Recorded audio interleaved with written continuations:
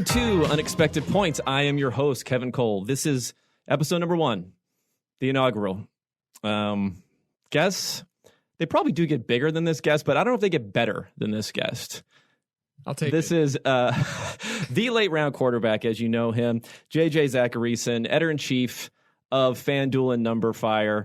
I just want to say that this is a fantasy-specific episode. It's not necessarily going to be a fantasy podcast, but I want to have the best minds from all different areas. So that's why I came to you, JJ. I know in the fantasy industry, people don't necessarily take snipes at anyone else there, but I would say that, genuine respect is always there for your work. So I thank you for being my first guest on the podcast. I appreciate that. That's very kind. And I'm glad that I'm the quality over quantity guest for you. I like that. Yeah. Well, you do some numbers too, though. So yeah, don't slack off there. So here's what we're going to do for the episode. So JJ, every year leading into the season, he obviously has the tiers, he has the rankings, he has everything that you have out there. My favorite pre-draft, draft prep piece of content that you put out is the 15 bold predictions. Now, for those of you who have read this before, you know that JJ nailed a lot of these last year.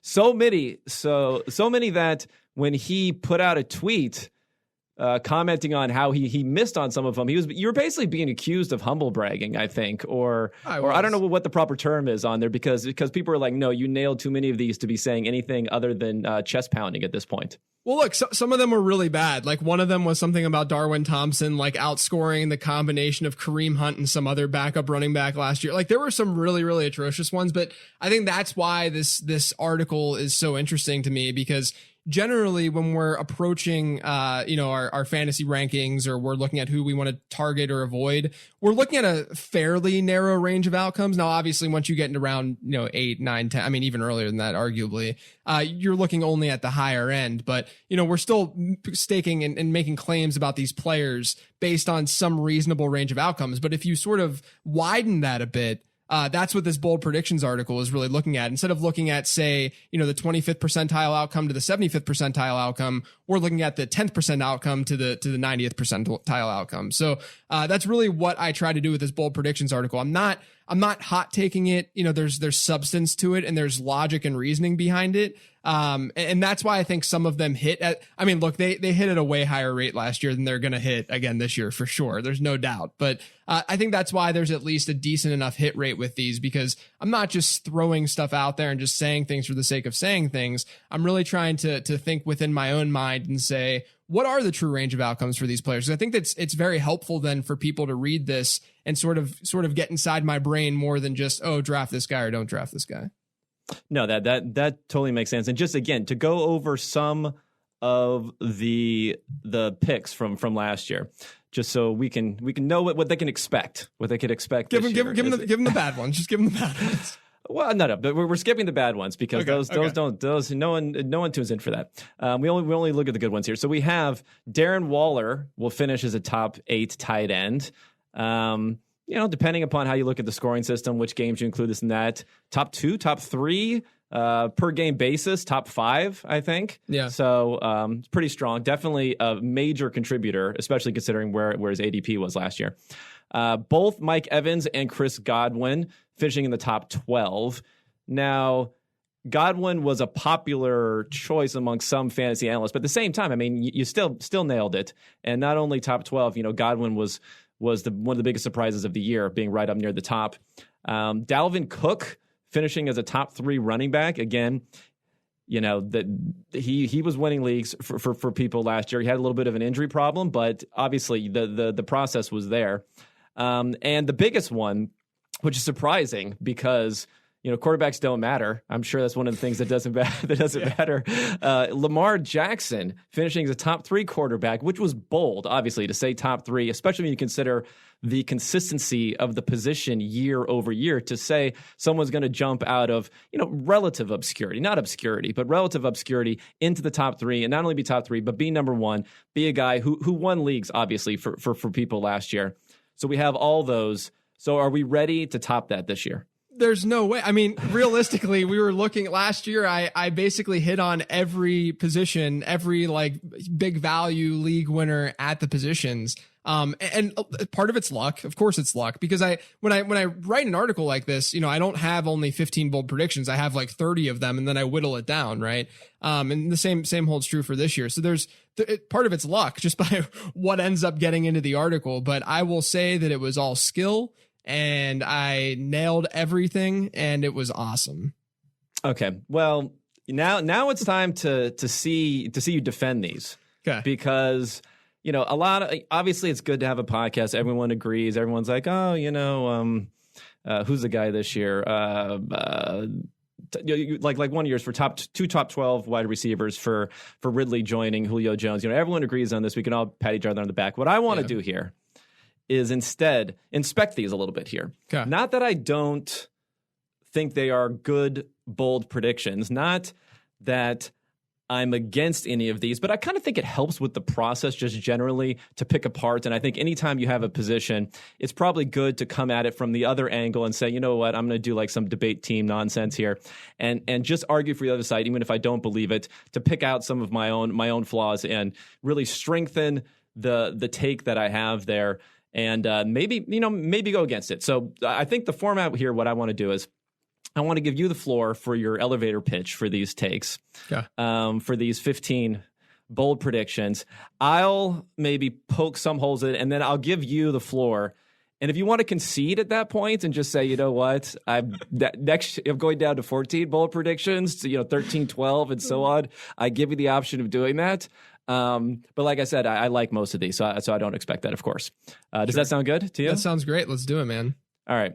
Well, let's get into this. 15 is quite a bit. And you also notice for my counterpoints here, they're much more detailed for 1 than for 15 because I just got exhausted even trying to do the research on this. So I appreciate the work that you put into this because this was like I had to take a break about every 5 takes to even do this sort of research. So anyway, let's get into number 1.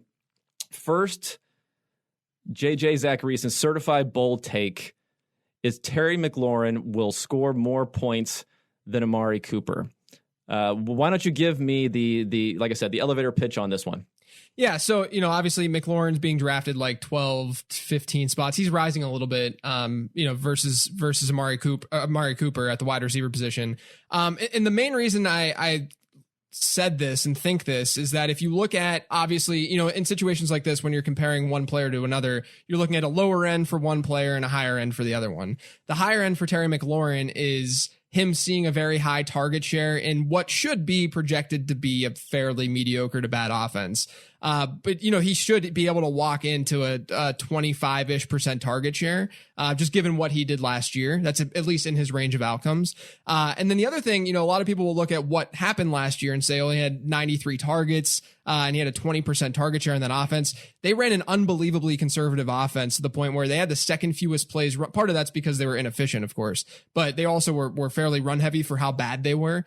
So they ran a pretty inefficient offense. They had the second fewest plays run in the NFL since 2011, not just last year, but since 2011. So if you see obviously that overall pie get larger, which it should, if they had an average number of plays last year, he would have had 110 targets instead of 93. And we might be looking at Terry McLaurin even differently right now, despite the fact that a lot of analysts are high on him and he's rising up draft boards. So I do think that just given the fact that they could be more, there's a regime change and a system change, we could see them run more plays overall. And if he does get into that 25, 26, I mean, realistically, I think that he has a ceiling of a 30% target share in that offense, just given what else is around him.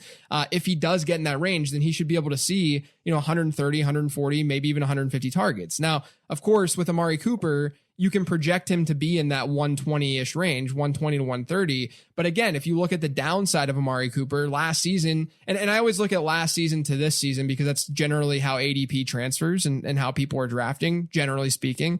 So, if you look at him last year, he scored 8 touchdowns. And a lot of times when we see a stat line like that, especially with the amount of yards that Amari Cooper had, we say, okay, that's a reasonable amount of touchdowns for a guy like Cooper and a good offense to score. But if you look at Mike Clay's opportunity adjusted touchdown metric, which, looks at where his targets were coming from and the amount of air yards that he was getting for his targets, he should have had like 3 or 4 fewer touchdowns than he actually had last year. You add in CeeDee Lamb to the mix. That team, if Dallas is better, maybe they're a little bit more run heavy, just given game script. And I just don't think that Amari Cooper is by far and away the number 1 wide receiver on that team, at least range of outcomes wise. So I could see a scenario very easily where, Terry McLaurin sees a target share that's 8 percentage points higher than what Amari Cooper sees.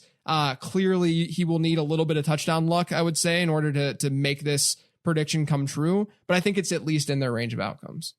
No, yeah, I think I agree with almost everything that you said there. Now, it's funny because you started talking about McLaurin, and I think that's really the strength of this prediction is like his upside, essentially, that's there.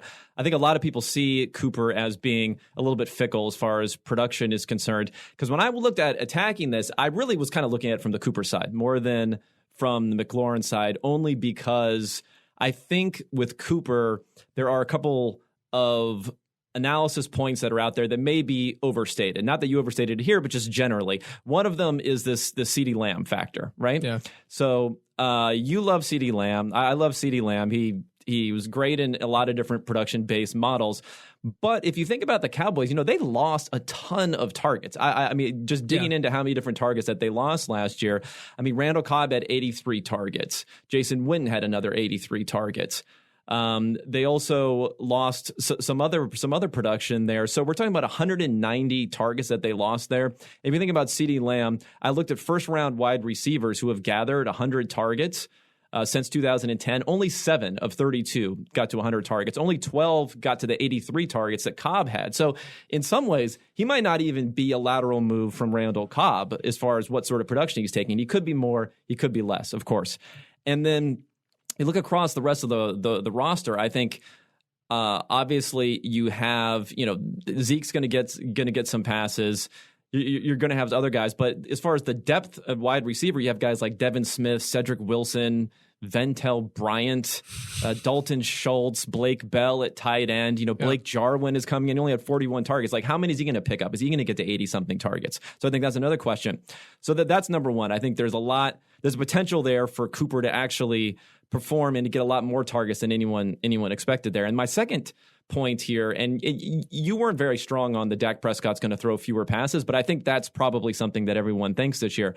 And part of really digging into Mike McCarthy's offenses, when I looked at them in the past, I mean, I realized they were pass happy, but I didn't quite realize how pass happy they were in the past. They were. So from 2006 to 2018, the Packers ranked first in neutral game script as far as pass percentage 5 different times during that. They were within the top 10 an additional 5 times, so 10 of those 13 years.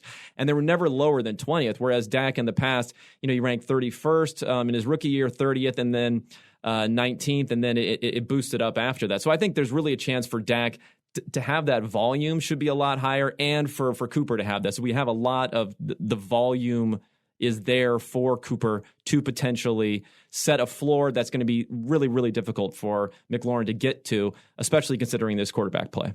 Yeah, I mean, I think those are all very fair points. I will say to the CeeDee Lamb point that one of the keys to this is likely a Blake Jarwin pseudo breakout.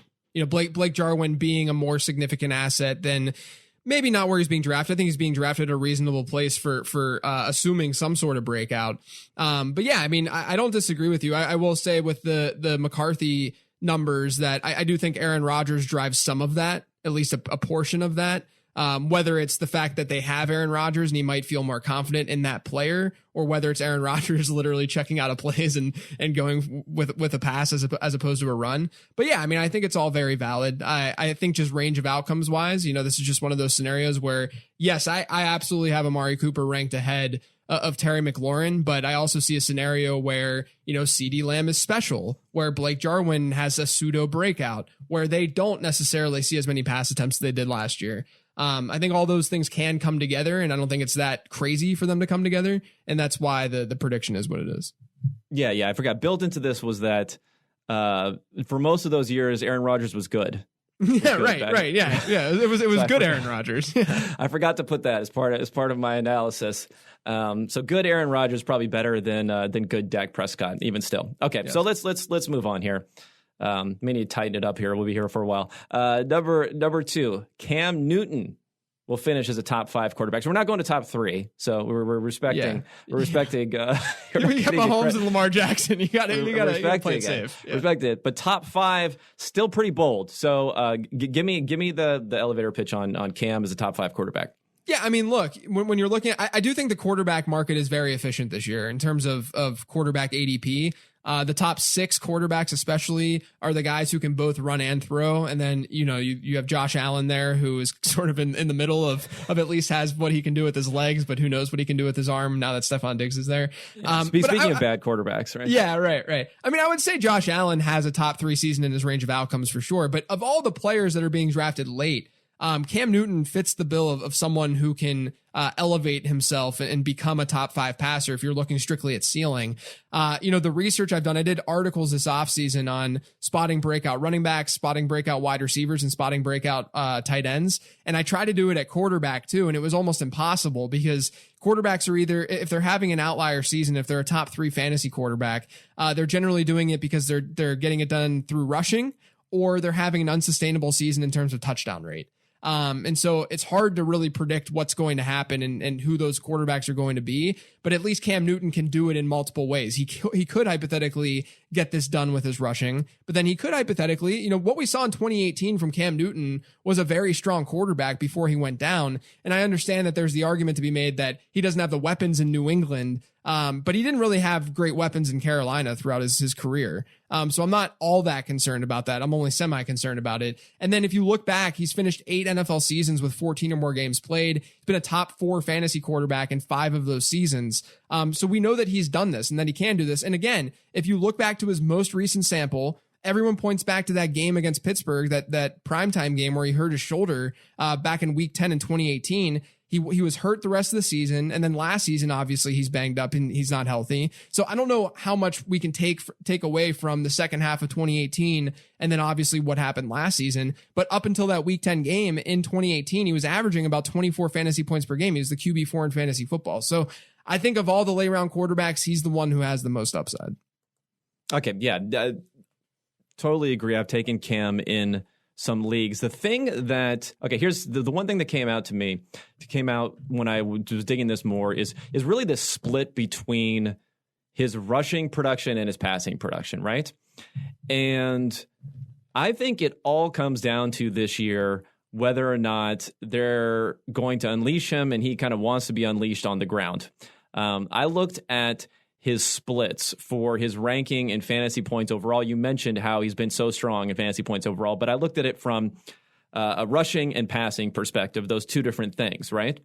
So if you look at from a rushing perspective, he was, over his career, I'm just going to go through the years here. He was first, second, third, second, first when you go to 2018 through that midpoint in the season. So he is really just nailing it every single year in fantasy. If you look at his passing production, he's only been in the top 10 twice. Yeah. He was number 5 in that MVP season in 2015, and he was number 9 in that rookie season. Other than that, even when finishing 4th overall or 3rd overall, he's still 19th, 14th, 17th, 15th in his fantasy points ranking for passing. So I think that's really the problem.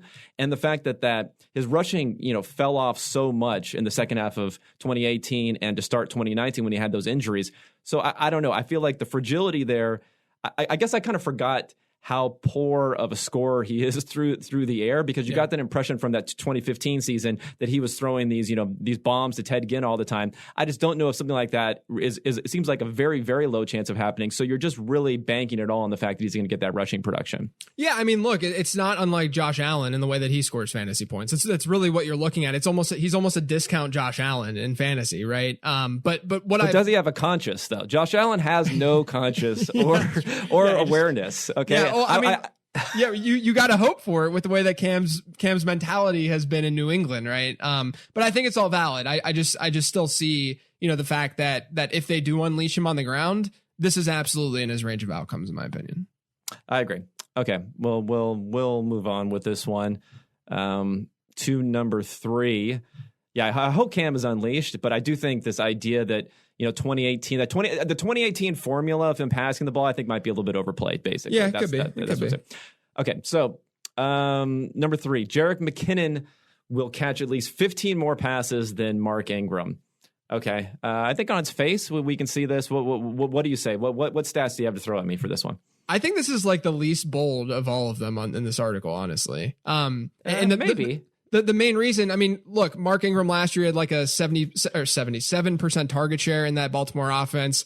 They were pretty run heavy. I mean, they're going to be more pass heavy this year just based on basic regression and the fact that there's almost no way they're going to be as good as they were last year. But he only had 26 receptions last year. And then they obviously add in J.K. Dobbins, who has a pass catching skill set. So I'm not very bullish on Mark Ingram. I mean, I think Mark Ingram could have a good front half of the season. But I think skill wise and what we could see from Dobbins, it's not hard to imagine Dobbins just cutting more and more into Ingram's workload, especially as a receiver, since it's not like Ingram was heavily targeted, not just in terms of raw targets, but target share, which is obviously more important for projecting.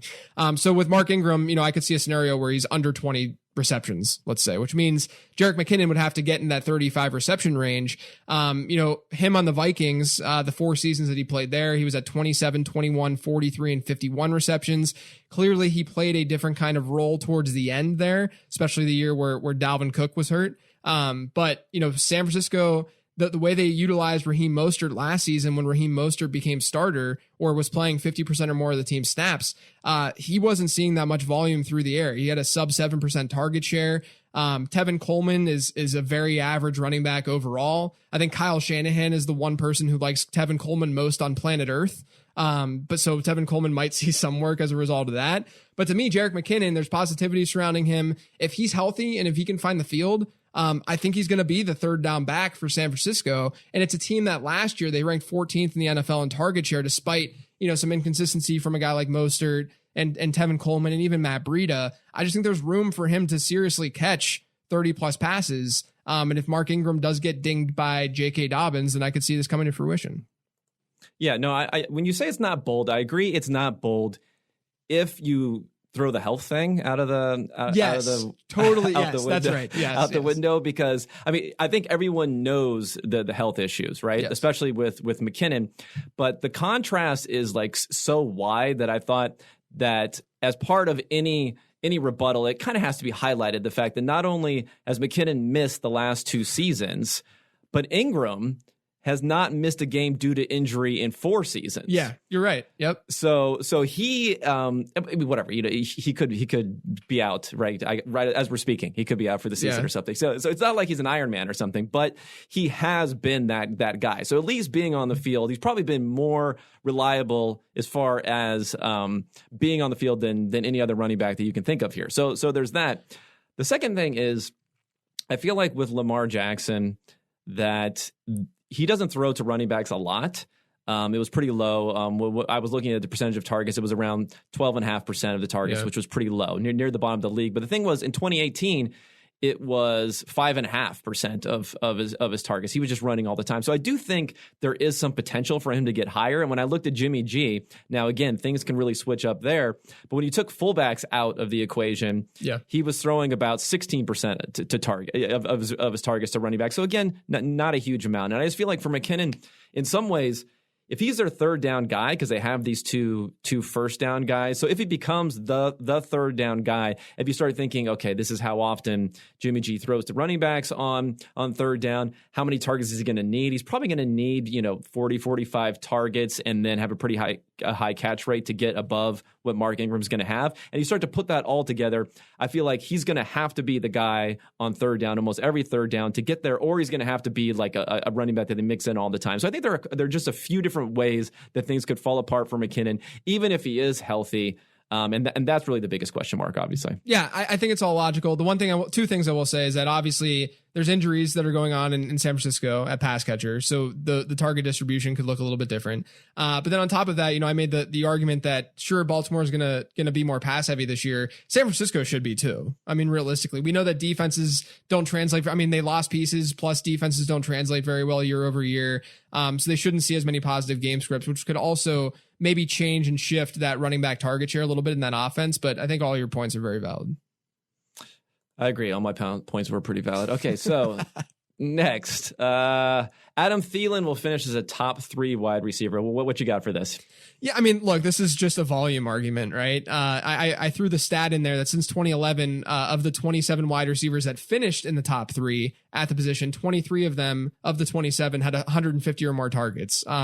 Last season, Adam Thielen didn't do much. He was banged up.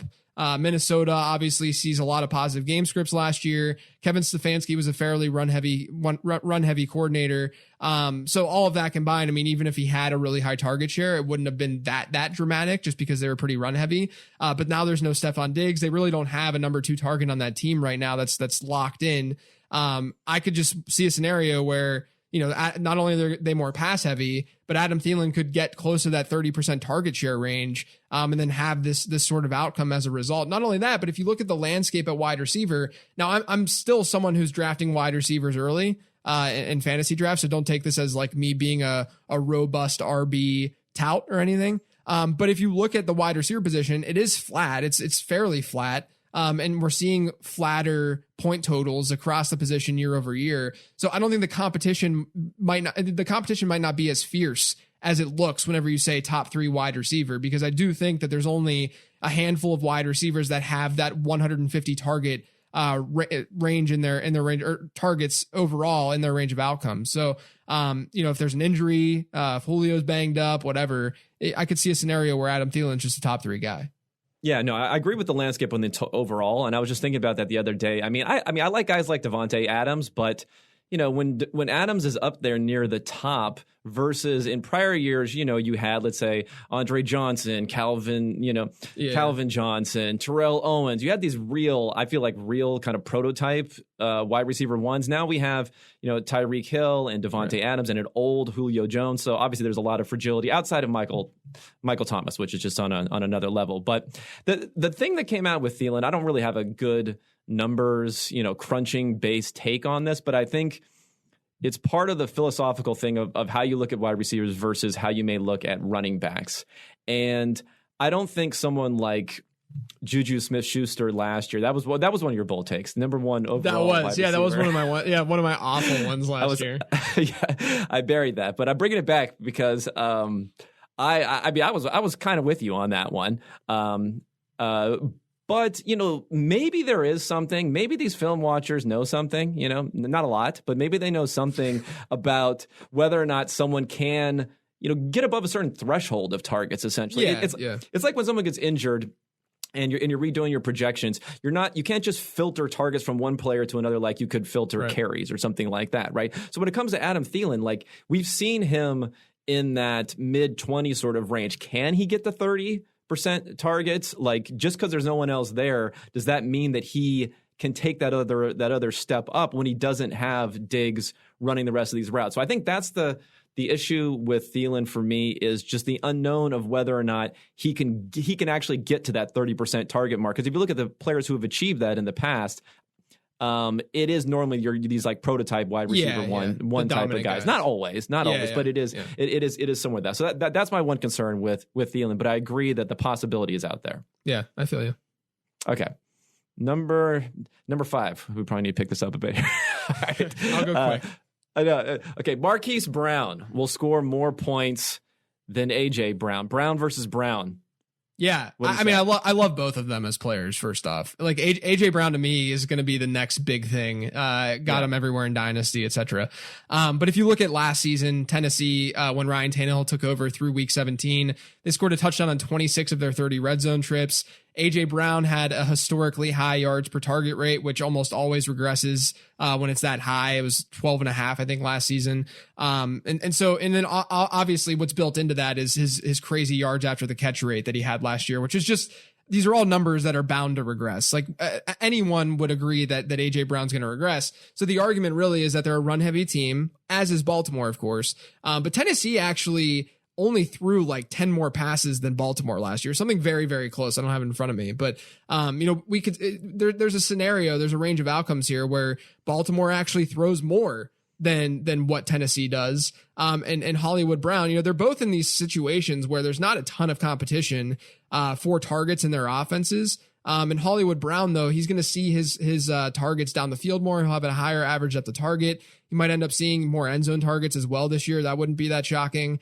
So I'm bullish on both guys. I think that from an ADP standpoint, I like Hollywood more because you're not having to spend that like 3rd round pick to get him. But I could see a scenario where the offenses are a lot closer than projected in terms of passing volume, and the target shares of these guys are fairly similar or close. So I'm going to side with the guy who has the higher average at the target and potentially more end zone targets too. Yeah, I agree with that. Now I'm going to cheat a bit here, and I'm not really going to attack whether or not he'll score more points than AJ Brown. But obviously the bold predictions are predictions. But again, it's a way of thinking about players who can offer something as far as this effect on your fantasy team, like winning your league, essentially. So the one thing the problem that I have with Marquise Brown versus AJ Brown is, what is his high range of outcomes? Yeah. I think people have comped him to Deshaun Jackson. I think that's a pretty good comp. Even Jackson in his heyday was a guy who could get into the top 10, but not necessarily going to consistently be up there. And maybe I'm looking through the paradigm of these historical comps a little bit too much, and the game has changed, and it's not all about the Julio Jones types of receivers in the past. But those are the guys that AJ Brown can comp to a little bit better. Is your AJ Greens, your Julio Jones, your Mike Evans, your Hakeem Nicks was another guy.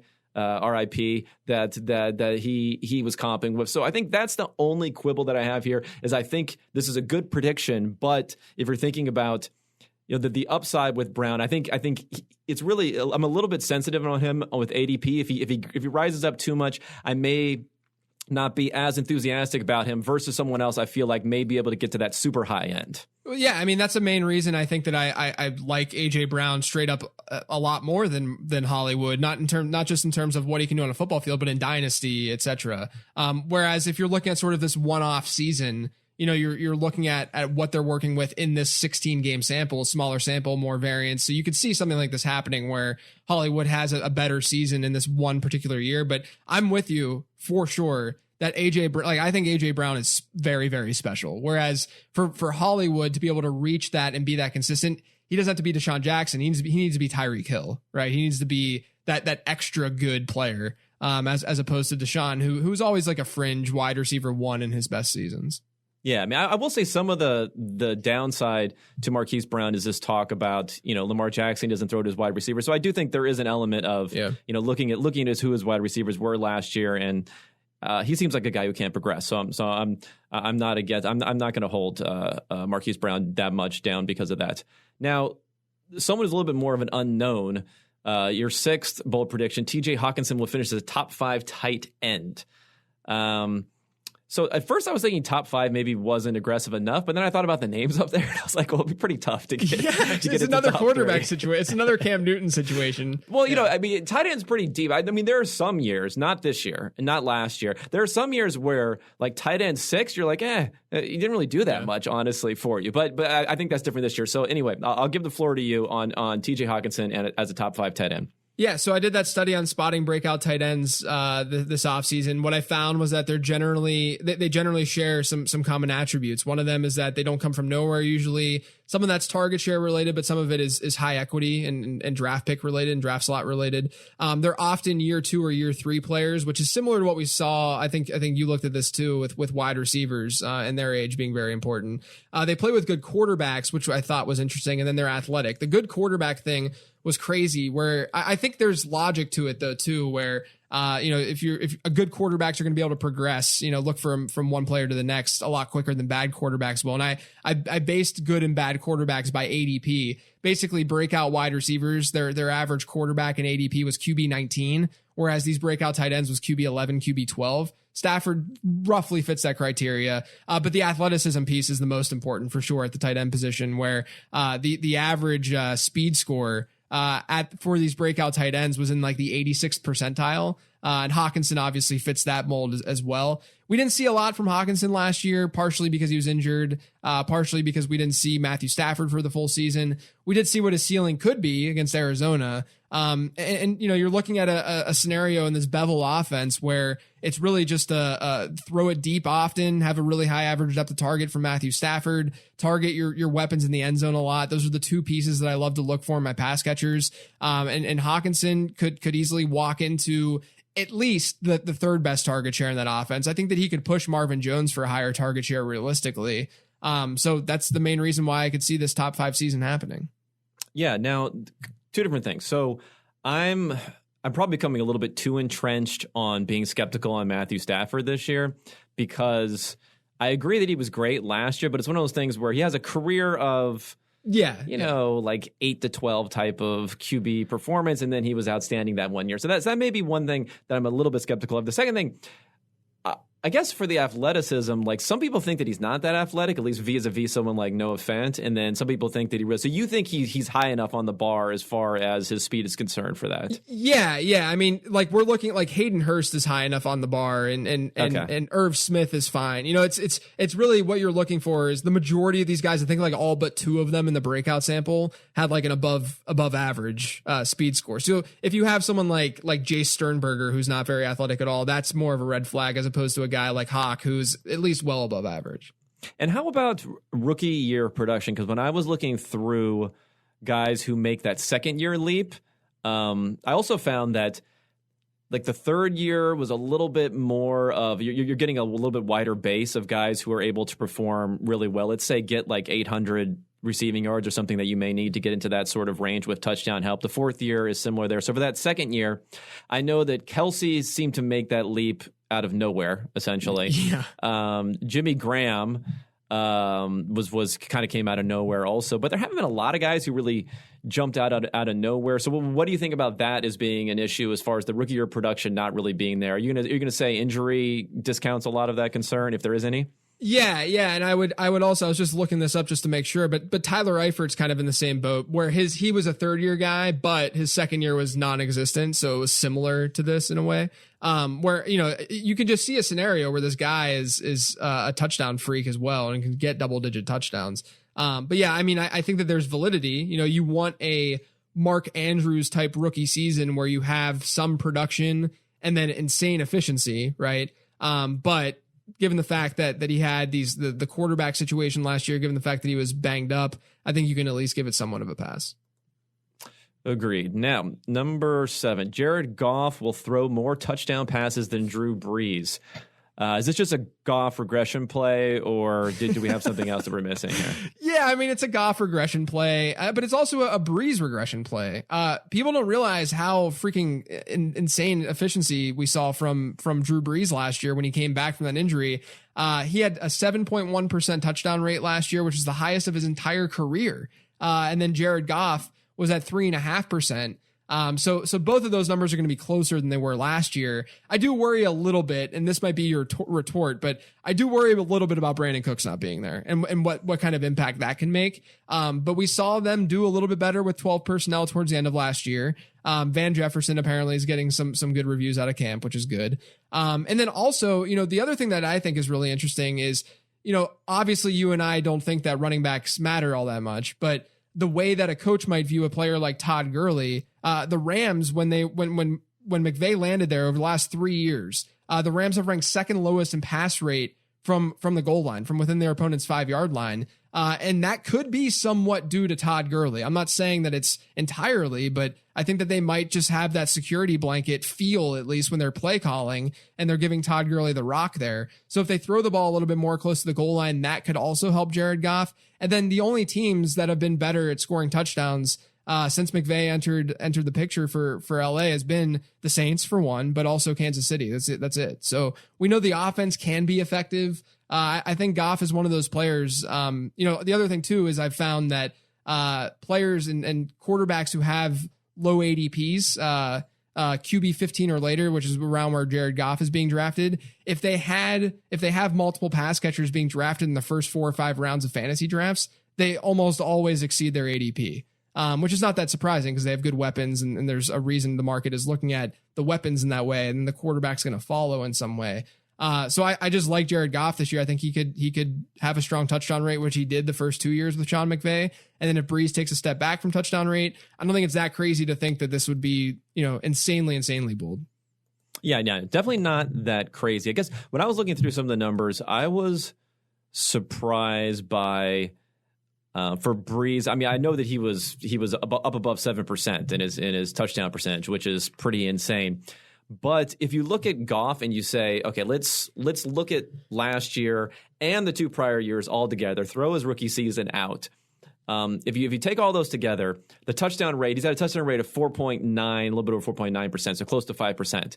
Now, if you look at Brees and you look at his touchdown rate in the past, obviously he was off the charts last year at 7, but even 11 out of the last 12 seasons, he's had a higher rate than that. He's had at least that 5% rate. So, he could fall off age-wise, okay?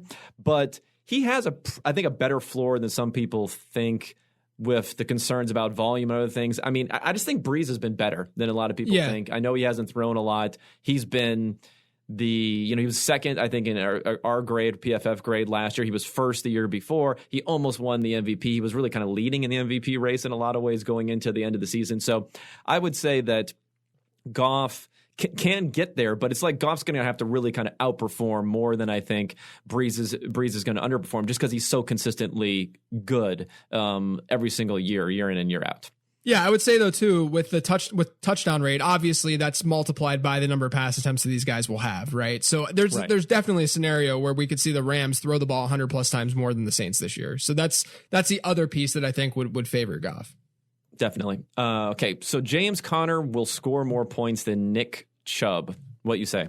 Yeah, I mean, I'll be pretty quick and concise with this. I mean, James Conner has more of a 3-down workload coming than what Nick Chubb could see. A lot of people are talking about what Stefanski could do for Nick Chubb. Nick Chubb last season had almost 76% of Cleveland's rushes, which was the 3rd highest rush share among all running backs since 2011. So it's really hard to imagine a scenario where Nick Chubb sees a higher rushing share, especially with Kareem Hunt playing the entire season. We know Kareem Hunt's the superior pass catcher, or at least that's how they should use him, and that's how they will use him. So that will cap Nick Chubb's ceiling a bit as a pass catcher. I love Chubb. I think Chubb could easily, you could say that Nick Chubb's the best pure runner in the NFL right now, and I wouldn't blink. So I think Chubb is awesome. But, you're looking at James Conner, where last year they obviously had a weird situation going on at the quarterback position. The year before that was the only season that James Conner was starter, with Ben Roethlisberger also starting and healthy. And that season, he averaged 21.5 points per game in 13 games, which isn't even close. That's 5.6 points higher than Chubb's single season high. So, I mean, it's to me, this is fairly easy to see as long as they continue to throw James Conner out there as a 3-down back. And of course, as long as James Conner can stay healthy. Yeah, I think the upside argument for Conner is fairly it's not like opaque or something. It's there. You can see it. We saw it in DFS. Anyone who was playing that a couple of years ago. So I think for Nick Chubb though, I'm starting to warm up to a little bit more upside than I think some people may have in Chubb, and the reason is I understand that there's this concern about Hunt. I just don't know how they're going to use Hunt. Agreed. With Chubb. And I looked specifically at the Vikings last year, and Dalvin Cook only had 59% of the rushing share in the games that he played, versus, like you said, that Chubb was much higher. He was in the top 5. But if you take out the games after he was injured near the end of the season in week 13, and you take out these blowout sort of games, right, it goes up to around 75%. So it's actually pretty high. And I just don't know what, like I know Hunt was a very popular choice for some people. for a pick. Like, I think there's some possibility that Hunt could get relegated to a role that won't be that fruitful this year, only because last year I looked at it and it was about almost 80% of Hunt's snaps.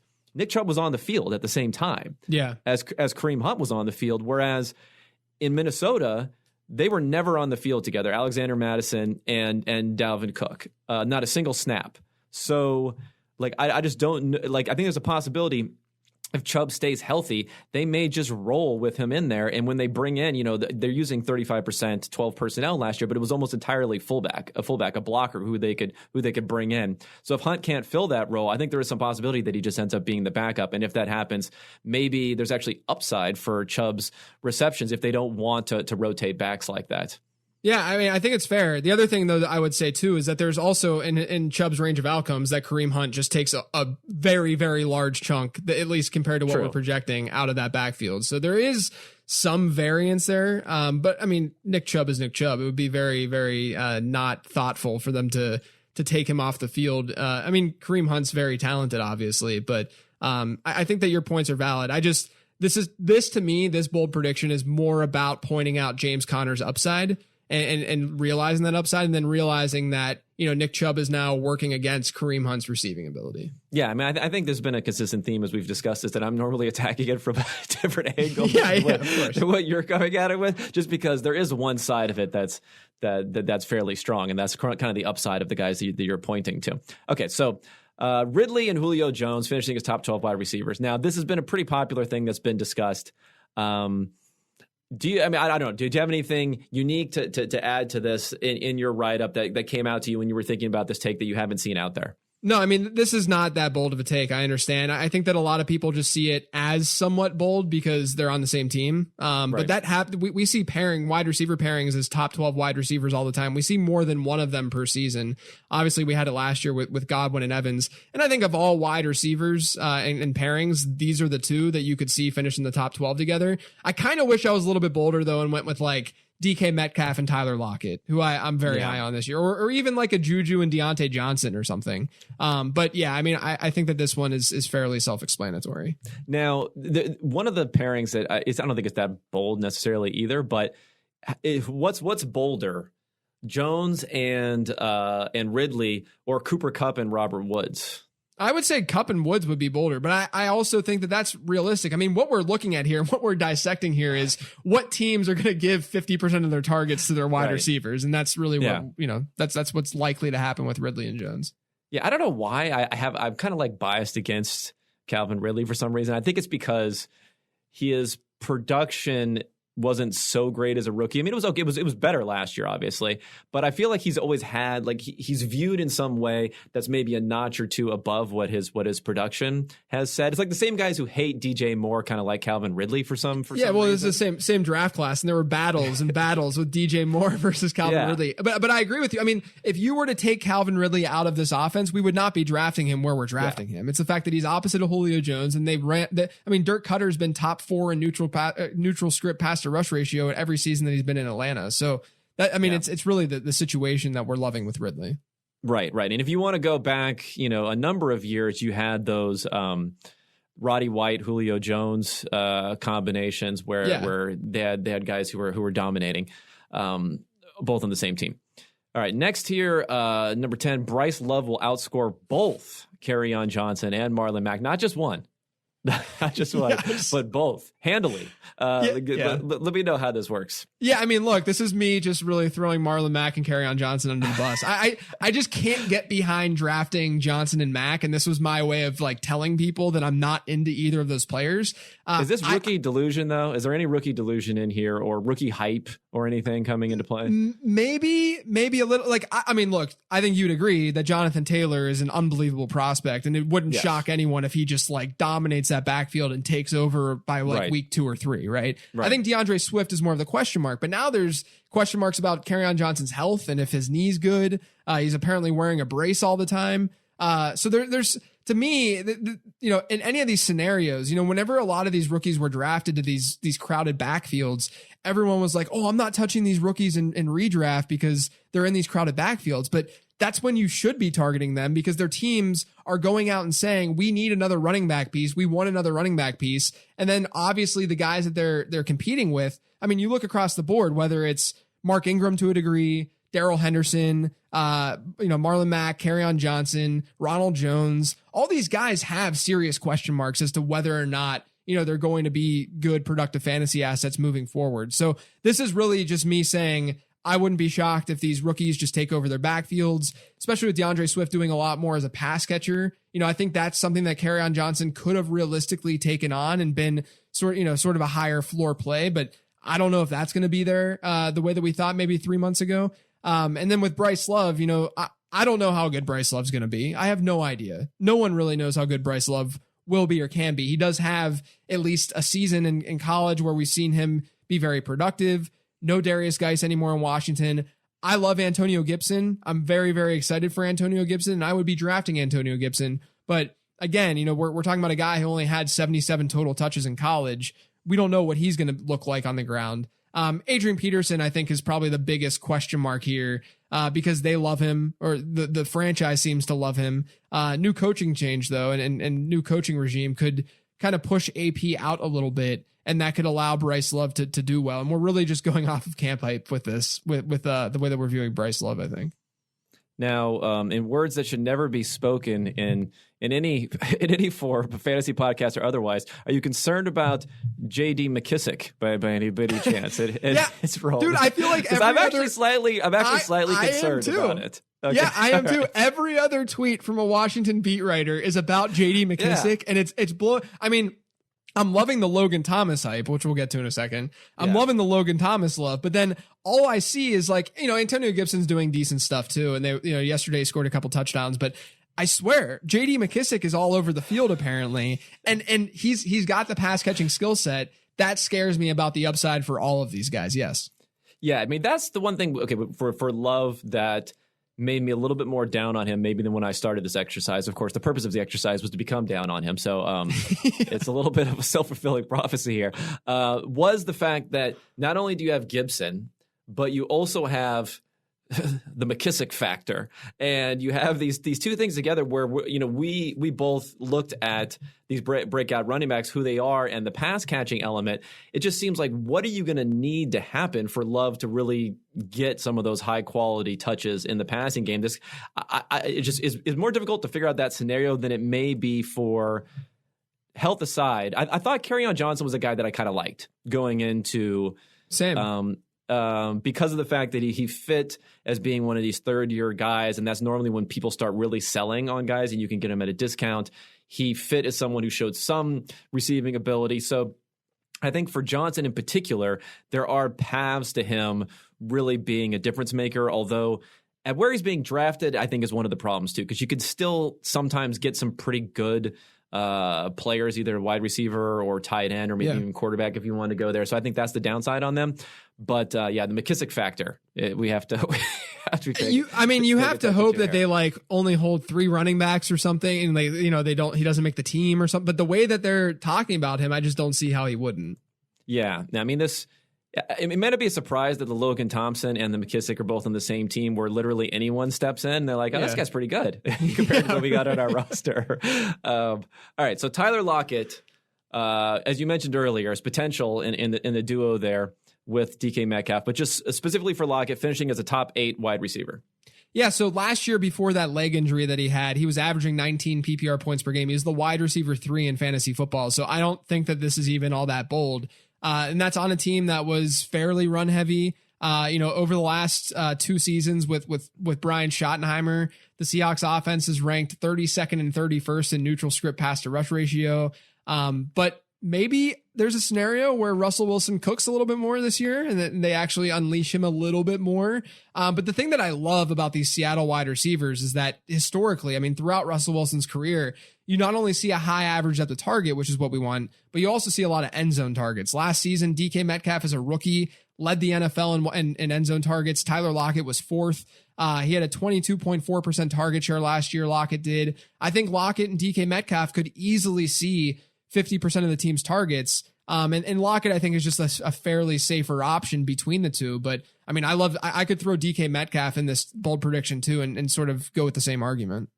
Yeah, it's funny you say that, because that's actually my main counter is why not Metcalf instead of Lockett? Only because there were some issues with why Lockett wasn't getting a lot of volume earlier in his career. But if you look through his first 4 seasons, we're talking about 69 targets, 66, 71, 70. He had the big jump last year.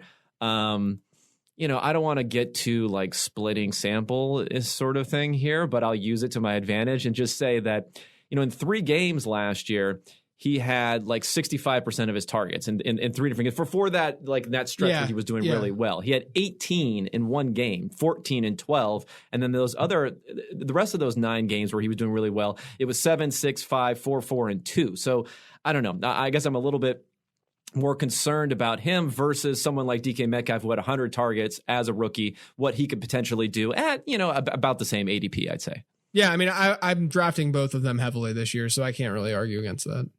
All right. Jamison Crowder will score more points than Stephon Diggs. Actually, you know what? We're just going to skip this one. I have no argument against that one. Josh, do you think Josh Allen related? I'm just going to say, well, that's exactly. Fine. Exactly. I can't argue for anything that's positive with Josh Allen. It's part of the PFF code. Miles Sanders. Now, this is an interesting one. I guess, there's this injury news, so it kind of sours a little bit. But Miles Sanders finishing as a top 2 running back. Yeah, I mean, look, I think that there's I really should have said top 3 to just go with the Dalvin Cook prediction I had last year, because I think he's this year's Dalvin Cook, where you have a player who he came on towards the end of last year. When Jordan Howard was out, he had 66.8% of the team's running back rushes, running back rushes, and a 12.2% target share per game average. He had 17.2 PPR points per game. A lot of people are down on Sanders because of what Doug Peterson has done historically in that offense over the 4 years he's been in Philadelphia. But his leading rusher, Doug Peterson's in Philadelphia, has been Wendell Smallwood, like overall across the 4 seasons. So let's not pretend that he's had a talent like Miles Sanders. And of course, you and I will say talent isn't that big of a deal at the running back position. Doesn't matter that much, but it does in terms of coaches wanting to put players on the field and then giving them volume. And that's what we care about in fantasy football. So talent does matter at fantasy football. And there's been a lot of talk from like Deuce Staley saying that Miles Sanders is going to be the guy. I was ready for them to have a quote from them saying that they were going to give him the ball until he vomits, as we've heard in the past with Andre Ellington, I think it was. But I just think that we're seeing a good season from Miles Sanders this year. He should be drafted where he's being drafted. He should just see a lot of work in that offense. Okay, so my main complaint is maybe why set that bar for yourself? I don't know why. I realized after I published it, I'm like, okay, CMC is going to be there, and then now he has to compete with like Saquon, Zeke in this offense that Zeke's in, and like I should have gone with like 3 or 4, but then I thought people would come at me and say that's not bold enough, so I went top 2. But I'm gonna give myself a W if he's like top 4. Yeah, of course. You can't. You have to win within any sort of range there. I think the W is appropriate. So I like Sanders. The one thing that maybe when I dug into it was a little bit concerning is that the Eagles' backfield just generally hasn't been super productive. Now, maybe that's a function of the fact that the running back talent that they have. And it's actually, there's been like this inverse correlation between how well the offense is functioning and how well the running backs are doing, at least in a PPR format where they're catching a lot of passes. If you look at since Wentz was been there in 2016, in total PPR points for running backs, the Eagles were 9th in his rookie year, and that was just a very inefficient season for him. In his MVP, adjacent season, they were 21st. So it just fell a lot a bit because he was throwing the ball down the field a lot. They were 18th the next season when they were okay, and it was a split between Foles there. And then they went back to being 7th. So they went, being a bit higher. That target share that we saw for Sanders was pretty high. But how much of that is, like I said, the fact that the offense just was not performing well. They didn't have anyone out of wide receiver. So that's a little bit of a concern of mine. And, I'd like to, play up some sort of like Boston Scott angle here, but I just can't. I really exactly. can't. So I'm not even going to go there. I thought about going there, but even in a disingenuous debate format, I could not go there. So that would be my only concern is, well, what do you think about the Eagles offense and whether Wentz is not like, few people are like Drew Brees who are going to find these guys on their first read, but do you think do you think maybe the wide receiver position couldn't get any worse this year and those guys will just take away the high end for someone like Sanders? Yeah, I would just be more concerned if he had like a Kareem Hunt target share, where it was in like the 18-19% range, but I think a 12% range is at least reasonable enough to sustain and maintain, and that's the main reason I'm still on him. Okay, so Logan Thomas, I know you've been waiting for this. The people have been waiting for this also. Will be a surprise tight end this year. Go ahead. Look, I think that there's a non-zero chance that he's this year's Darren Waller. Ooh. Where we have a player switching positions. It's different coming from wide receiver than from quarterback, of course. But we have these he's an insane athlete. If you look at his measurables, they're nuts. And so that's all I do is I sit around and look at measurables. So I know these things. And so of all the positions in fantasy football, tight end is the one where I've found at least the athleticism matter. I talked about it earlier with TJ Hawkinson. The athleticism matters the most. So that's the number one thumbs up for Logan Thomas. But also there's no one else in that offense where there's no one else other than Terry McLaurin that's going to demand a high target share. He's now getting, ever since I published this article, there's been so many positive tweets about Logan Thomas. So I'm just retweeting all of them every time that I see them. But this is really a take on his athleticism combined with a target share that's up for grabs. It's a bad offense, sure, but we've seen tight ends emerge whenever there's not a lot of alternatives in an offense. And I also, to be fair, I said that Logan Thomas will be the surprise tight end this year as my bold prediction. I'm not putting any parameters around that. So what does that mean? I don't know, but I'm hoping that I'm generally right with the prediction as a result. See, that was one of my complaints. So I like that you threw the Waller in there. I like you threw the Darren Waller in there. My other complaint is, like, in what scenario are you? Well, how actionable is this information? Like I could understand if maybe like you got too high and you fell asleep and you just auto drafted through and you realized in the 30th round of your 16-team draft that you needed a tight end, that you'd be like, oh, you know what? Let me get that Logan Thomas before someone else snaps him up. So what is the scenario that this is useful?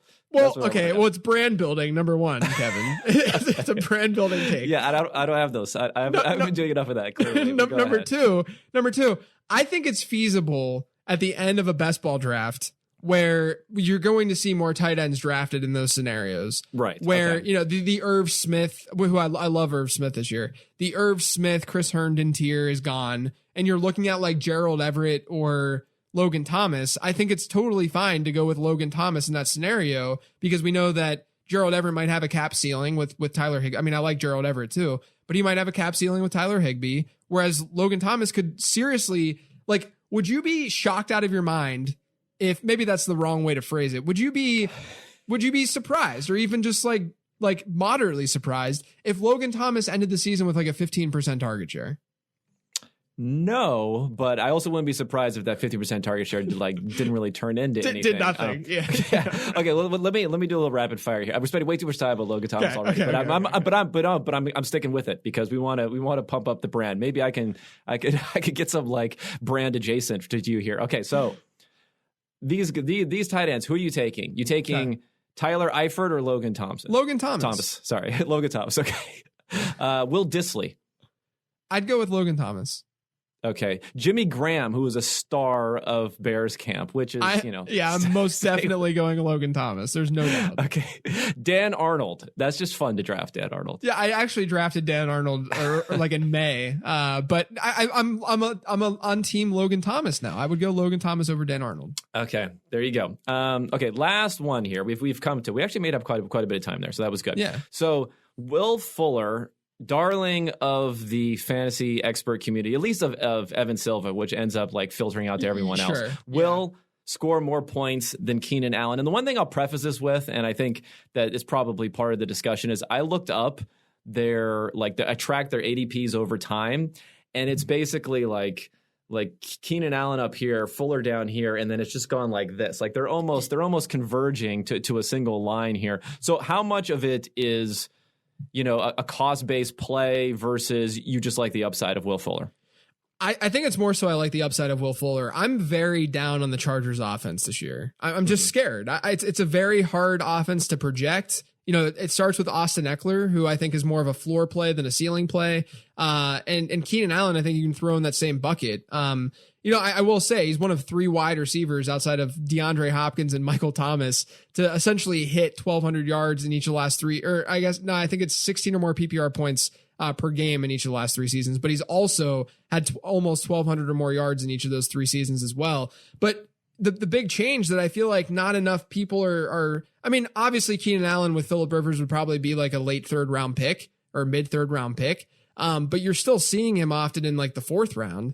And I don't think enough of a Phillip Rivers discount is being credited here, where with Rivers, you have a lower average depth of target quarterback, one that doesn't necessarily attack deep very often. He's been below average at deep ball rate very frequently across his career. And then you're now pairing him with Tyrod Taylor, who's been the opposite for the most part. And then if it's Justin Herbert, we don't know what Justin Herbert's going to be capable of. And then not only that, there's been studies done by Rich Rebar in particular that shows that rookie quarterback stepping in and playing 5 or more games is very, very bad for their wide receivers. It's not shocking, but they have wide receiver 2s or better on only like 27% of their teams, 27% of the time. So I'm just not high in this Chargers offense because of all the question marks. So you could see a scenario where Keenan Allen just takes a step back this year.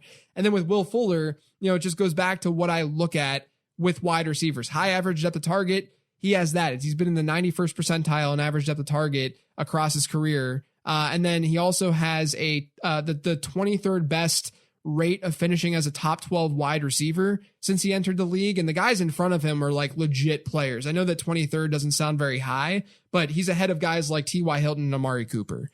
So if he's healthy, he's finishing, with those high end games. And then obviously DeAndre Hopkins isn't there anymore. So, what if Will Fuller, instead of seeing a prorated target share of like 21%, he gets up to 25%? What if that happens? It's very easy to see Will Fuller then, given his circumstances, given the quarterback play, finishing well above Keenan Allen this year. Yeah. I mean, if you go back and you look at Tyrod Taylor, other than, I guess it was it rookie year, Sammy Watkins, where he had like this insane efficiency? Yeah. And that he was pretty productive. It's been pretty tough. Now, I think he did have decent production, at least volume, to Charles Clay. So I don't know if maybe, he could use Allen over the middle of the field like that. But obviously, I think that's the big problem, is he just doesn't have any history of lifting his wide receivers, and I kind of agree with it there. So the only thing that I had to point out there is the ADP difference, and you addressed that you're still okay with it, despite the fact that they're almost at the same ADP at this point. Yeah. All right, well, I think that wraps it up. Hopefully everyone stayed in for the Logan Thomas talk. Maybe we'll have to have a follow-up. I think we'll have to follow up podcast on just Logan Thomas. Is there anything you want to plug before we get out here? Obviously, the work that you're doing at numberFire, FanDuel, podcast, anything else you want to plug here? Yeah, I mean, it's really, the late round podcasts here in a couple weeks. I'll be doing that 4 times a week. Right now, it's 2 times a week. That's a lot. Yeah, 4 times a week. So that'll begin shortly and soon. That's sort of my baby at this point in the fantasy world. It's where a lot of my effort goes to.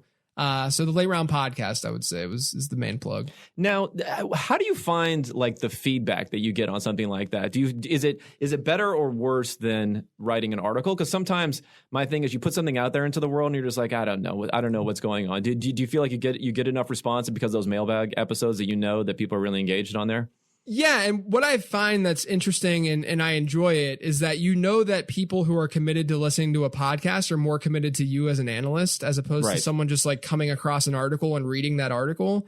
And so from that your perspective, brand, your Logan Thomas brand is more attached. Yeah. I mean, they're more forgiving, right? You know, I had some great hits. Last year was a very high variance year for me, where I had like, you know, the hits that we talked about in the bold predictions article, and like Lamar Jackson I was really into, but like I missed Derrick Henry, for instance, right? I just was not into Derrick Henry last year, and I'll take heat, but it's not the same as a random troll finding an article and taking a screenshot of something and putting that out into the world. Whereas other people will be like, oh, I understand, I get it, because they understand the context and they can hear my voice and understand where I'm coming from with a lot of these takes. So I enjoy it a lot more. I think it's a lot easier to get at least positive feedback and more realistic feedback than some random internet troll that's just trying to get you.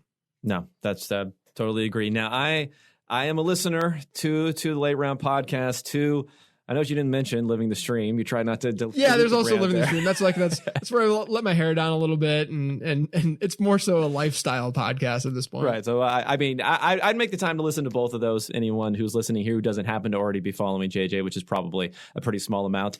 And I thank you for helping me kick this off, and hopefully we'll be talking again during the season. Yeah, man, I appreciate it.